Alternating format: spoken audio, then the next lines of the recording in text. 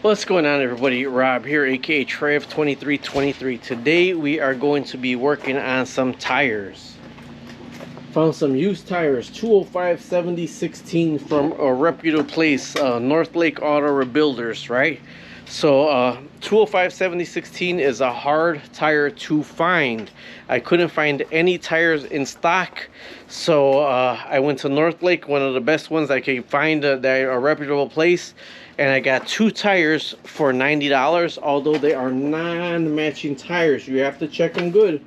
This Uniroyal right here had a matching pair, and then when I went over the tires, the matching pair had a little thing on the sidewall, so you don't pay for them until you check your tires. They will not allow you to pay for them until you check your tires. Okay, so what I'm doing on this right here is I'm changing the back side of one tire, changing out that one, gonna change the tire. I don't gotta touch this one. This is gonna be next to be replaced. Changing out this tire right here, and then this one doesn't have to be replaced. But here's the thing with this one, that one's getting replaced, this one's going to the back. So what I am going to do when I replace that one, I'm going to lift up the car from the side, so this can go on the back and that one can come on the front, and replace that tire. Me myself, I always put the new ones on the front and the used ones on the back. I mean the newer ones on the front and the used ones on the back, because I feel you don't want the blowout on the front. So let me get my Ugga Dugga. I'm going to start with this one and take this one off and do this tire first. Both my jacks are Harbor Freight jacks. I love this low profile rapid pump, and when I hook a jack on, I don't hook it where the jack stands go. I look for the frame in the car, and I always lift the cars from the frame. That's something that I do, especially if you got a van or something. Don't hook it right here because you're gonna crack it. Hook it from the frame and then lift it from the frame. Okay, so I know I'm dead on the frame right there.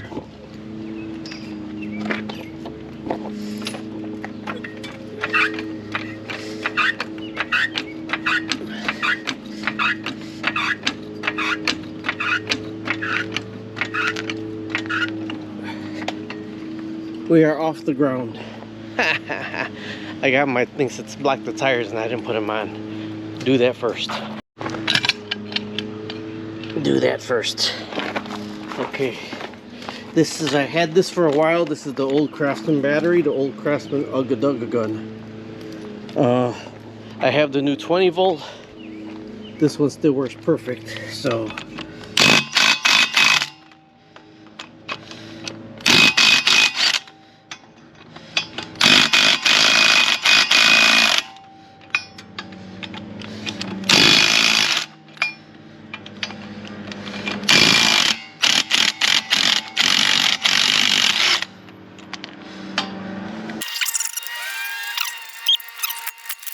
to the back. One tire that's rusted on.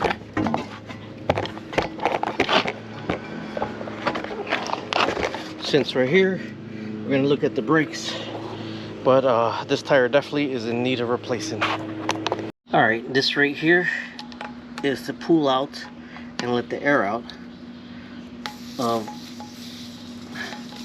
You know what, even before I do that, this tire has a slow leak. Let me tighten that up and let's see if the wheel stem is leaking before I even take this off. Alright, I always have this is Dawn dishwashing liquid and water.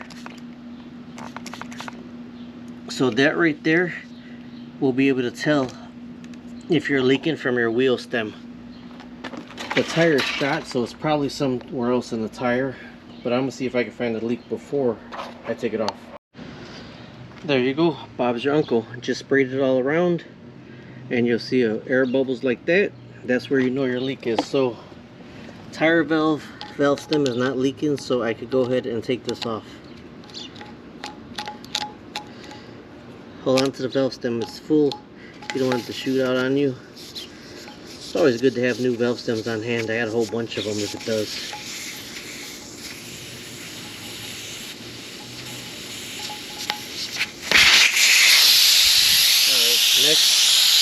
take off the,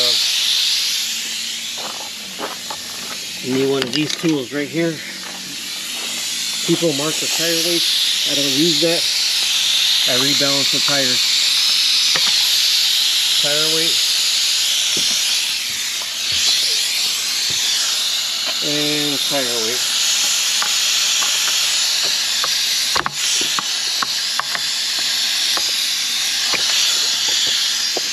That's the tire weight remover. X. This first one is to spin it. This middle one is to open and close. This last one is for your bead breaker. There's a bead in here that you will not be able to break by hand. So I'm just trying to do it holding the camera. So what you do is you step on the pedal and you'll hear it. That one came off easy. Some of them don't, okay? When you have tire pressure monitor sensors, you do not want to break the bead right here because the sensor's on the inside of this. So you do not want to break the bead right here. Break it here or break it on the other side. Sometimes you have to spin the wheel, but this one I think came off all the way. We'll check right now. Yeah, this bead came off all the way. Sometimes you have to do it on both sides, okay? I mean on both parts of it. So now we're going to put this back on and break the other bead. Way on that pedal. Oh, I'm pressing the wrong pedal.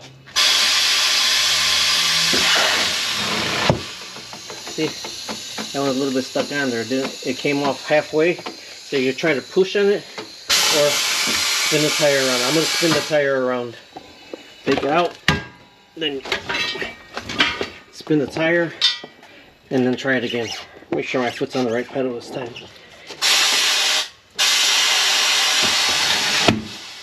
See, you heard it break off the bead. Then if I take it out, I should be able to get it all the way off.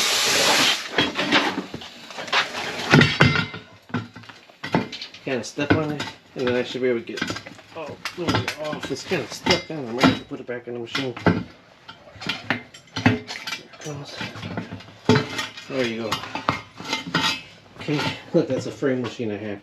So from that point, you get it up and you put it on your machine. Alright, make sure it's on right. Alright, now this is the middle pedal. To grab it, I gotta put it, when I opened it, it's not grabbing right, it's too far out.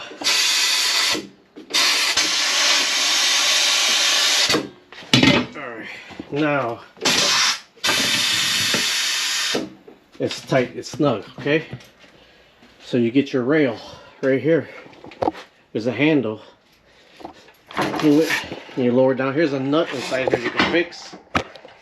And that goes right in there, alright? Before you go all willy-nilly trying to pull it out, get yourself some tire soap. Tire soap, you don't, granted we're throwing that one away. But without the tire soap, putting a tire back on, you could rip the bead. You can rip the inside rubber right here. So you need some tire soap. And then this way you rub it on there and it makes it so much easier to come off. What the tire is going to get flipped on. And then this tire, it doesn't matter if it rips, but it also puts less strain on your machine. Okay? Then you get your breaker bar. I had a bent breaker bar. I got 2 bent breaker bars. I had to buy another breaker bar. See how bent that one is? This one's not as bad. So you put your breaker bar in between the tire and you lift over there. Now you hold your breaker bar here and then you turn your wheel. Voila, the first one's off.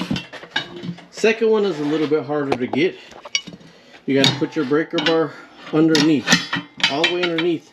I need 2 hands for this one though. You got to pick up on the tire and try to keep this in between on the low spot so you can flip that over backwards. So let me put you somewhere so I can try to get this in view. I don't know if we're gonna, we'll try. Okay.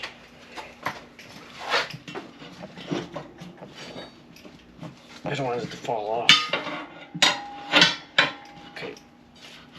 and lifting up on this tire.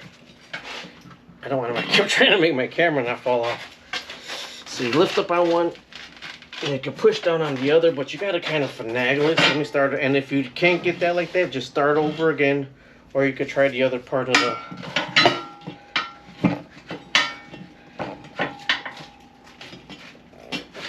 There you go.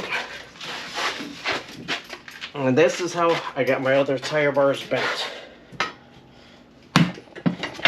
There it goes. I pushed down on this side and it came up. You step on the tire again. There you are. Now don't raise the bar, just move it backward because that's the tire size you need. Okay? Let me show you. This is your tire pressure monitor sensor that you do not want to mess up or break or anything like that. Does is this like a little tacky glue that seals this right here around the perimeter to the rim. It's easy to get it on the bottom, a little bit harder to get it on the top. So just get a rag and get this clean. If it got heavy bead sealer on it already from a previous time, I actually sanded it down, but this doesn't seem to have heavy bead sealer on it. I may not even need to use it, but I just do it on all my rims that I put it on. Let me open this up.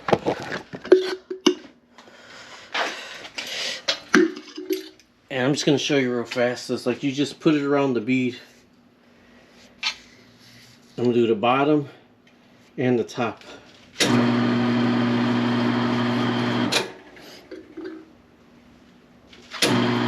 That's why I got so much of this on my machine, because I put it on every tire that I do, and I only do Steelies.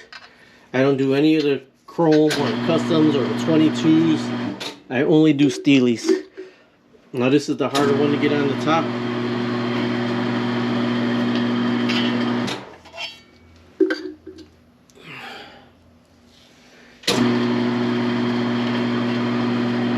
Now if you look under there, sometimes it looks like there's nothing under there, so you got to really make sure it's on there really good.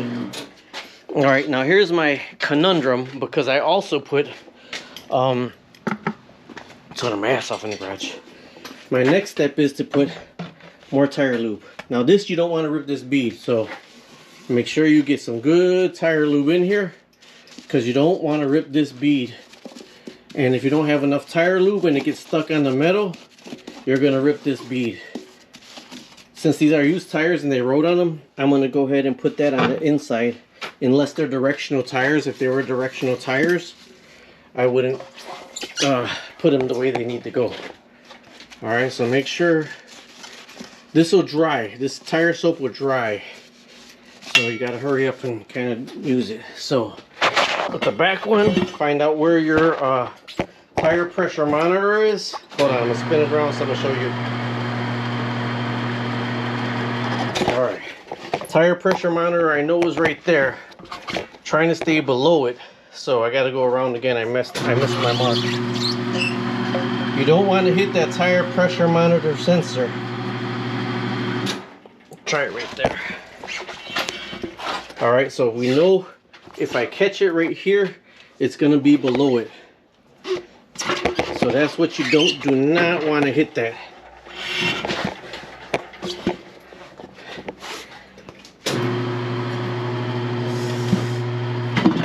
Bam! On there, below it, didn't hit it. Okay, so I'm going to bring it all the way around again, the rim. See? And then I can start right here, pushing it below the tire pressure sensor. Now, I got a cheat bar here. Since I'm using the video, I'm going to use the cheat bar. And my cheat bar presses it right here. So when I hit the pedal to turn it, my cheat bar, oh, it's right there. It didn't, oh, alright, didn't touch it. Bob's your uncle, check that out. Now before I take it off the machine, I have one more tire this size to do. I pop the bead back on. Alright, So I don't use the machine to pop the bead. I got a separate compressor here, or a separate air mount. This one I think comes out faster, so that's why I use this one right here. This one I think comes out faster. Then I gotta check the vehicle to see. No, I didn't put the centerpiece in there. Remember, I didn't put the centerpiece in there. So now I'm just popping the bead, setting the bead. Remember, you gotta do this really fast before the, ooh, they're loud too. Before the tire lube dries. That one's not popped yet.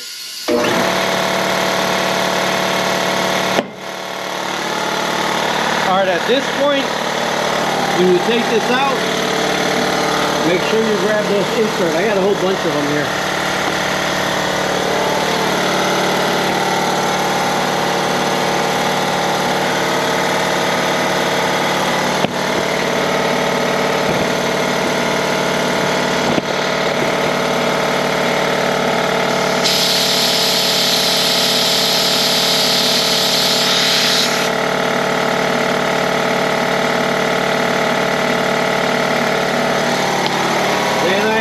It. Tire's loose. I gotta go check the car to see how much air I need in it. Checking the car tire, 205 7016 96H 35 psi, right inside the door. Oh, it's disconnected. That rim's just sitting there, trying to get 35 psi in here. After this is going to be a separate video balancing it. I got a 60-gallon compressor, so if you try doing these tire machines with less than a 60-gallon compressor, it is a pain in the butt.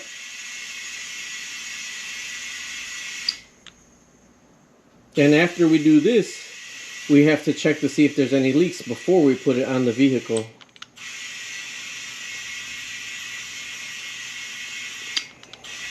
I hate filling up tires because, man, they're you know, the tires can explode. We're almost at 35. 30. She did say it's 35. She says she normally fills them up to 33. 35 is, it's almost there. It's up to.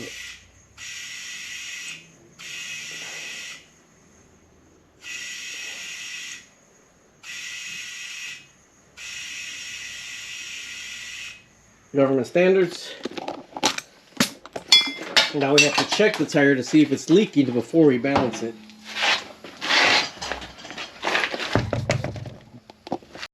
I still double check that because you can get a leak in that still, even though you've done everything you're supposed to do.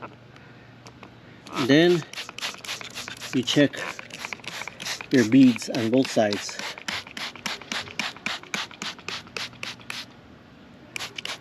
And you'll tell if there's a leak on your bead. You can move the soap around by lifting the tire on both sides. So this bead is good. Then you flip it over and check the other bead. Here we go on this bead. All this is Dawn dishwashing soap and water.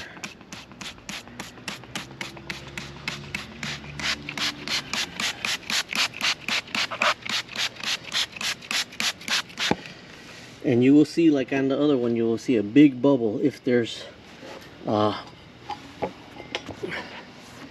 any leaks. Also, this right here, you know it's a good tire because a lot of times you don't see that if they're dry rotted until you fill them up. So that's not dry rotted at all. So I'm going to go ahead and balance this tire.